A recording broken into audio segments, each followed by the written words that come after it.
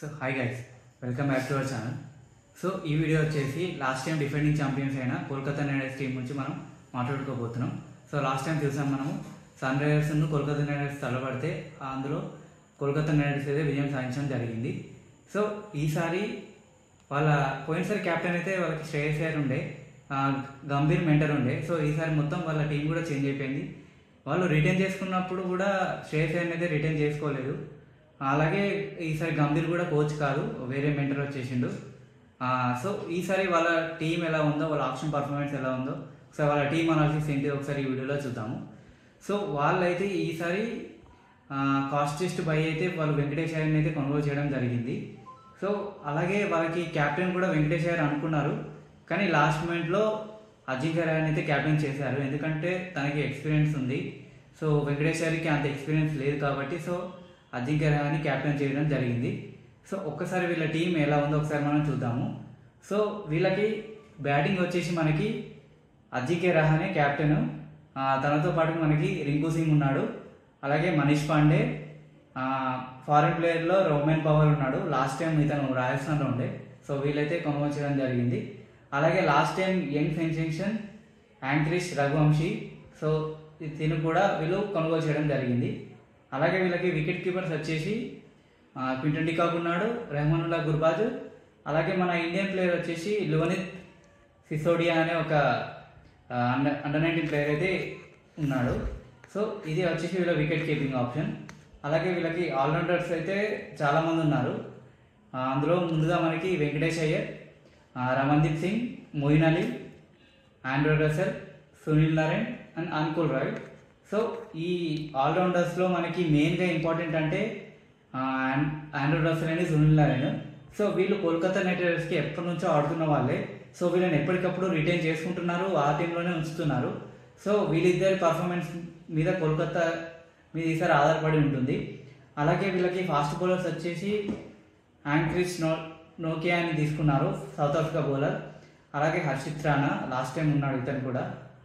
అలాగే వైభవ్ అరోరా, ఉమ్రా మాలిక్ని అయితే వీళ్ళు తీసుకున్నారు, కానీ ఇప్పుడు ఉమ్రా మాలిక్ అయితే ఇంజురీ అయ్యాడు. సో అతని ప్లేస్లో చేతన్ సకారిని అయితే వీళ్ళు రీప్లేస్మెంట్ అయితే అనౌన్స్ చేశారు. అలాగే ఇంకో ఫారెన్ ఫేసర్ కూడా ఉన్నాడు, స్పెన్సర్ జాన్సన్.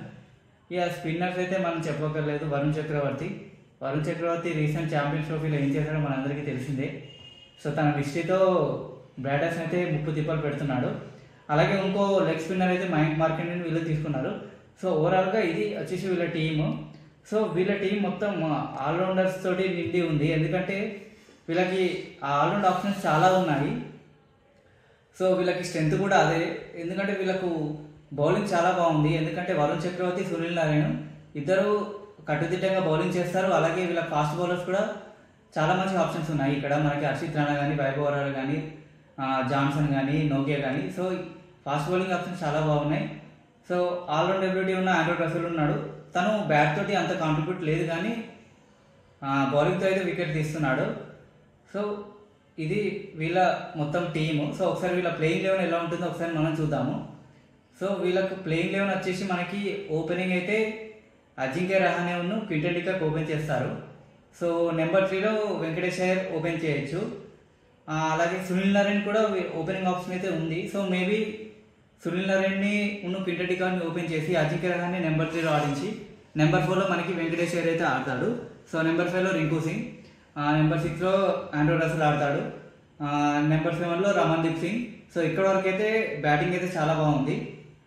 ఇంకా వీళ్ళకి ఆప్షన్స్ ఉన్నాయి. ఇంకా మనకి రోమన్ పవర్ని కూడా వీళ్ళు ఆడించవచ్చు, అంటే ఫారెన్ ప్లేయర్స్ లిస్ట్లో ఉంచుకుంటే. ఇక్కడ మనకి already Andrew Russell, Sunil Narayan ఇద్దరు వచ్చేసారు, అలాగే క్వింటన్ డికాక్ కూడా వచ్చేసారు. ఇంకొక ఆప్షన్ అయితే ఉంది. సో ఇంకొక ఆప్షన్ వీళ్ళు మేబీ బౌలింగ్లో తీసుకోవచ్చు, స్పెన్సర్ జాన్సన్ని. సో తను నెంబర్ 10లో ఉండొచ్చు, నెంబర్ 11లో వరుణ్ చక్రవర్తి ఉంటాడు, నెంబర్ 9లో హర్షిత్ రాణా. సో నెంబర్ 8లో ఇంకొక ప్లేస్ అయితే ఖాళీ ఉంది. సో నెంబర్ 8లో మనకి యాంక్రిష్ రఘువంశీని వీళ్ళు యూజ్ చేయొచ్చు. సో ఇంకొక ఇంపాక్ట్ ప్లేయర్ని వీళ్ళు బౌలింగ్ టైంలో వైభవ్ అని ఇంపాక్ట్ చేయొచ్చు.